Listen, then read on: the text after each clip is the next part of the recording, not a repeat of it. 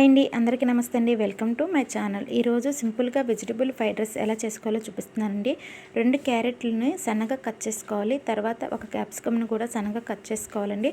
తర్వాత ఒక స్పూన్ మిరియాలని చక్కగా పొడి చేసుకోవాలండి. తర్వాత స్టవ్ వెలిగించుకొని వెడల్పాంటి బాండీ పెట్టుకొని అందులో 2 స్పూన్ల ఆయిల్ వేసుకొని ముందుగా కట్ చేసుకున్నటువంటి క్యారెట్ ముక్కలు అందులో వేసుకోవాలండి. అందులో రుచికి సరిపడినంత సాల్ట్ అయితే వేసుకోవాలండి. క్యారెట్ ముక్కలు బాగా మగ్గిన తర్వాత ముందుగా కట్ చేసుకున్నటువంటి క్యాప్సికమ్ ముక్కలు కూడా అందులో వేసుకోవాలండి.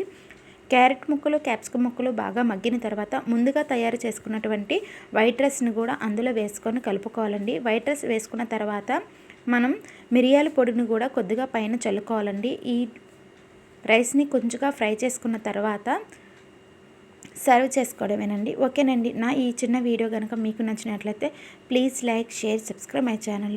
మరొక మంచి వీడియోతో మళ్ళీ కలుద్దామండి. Thank you.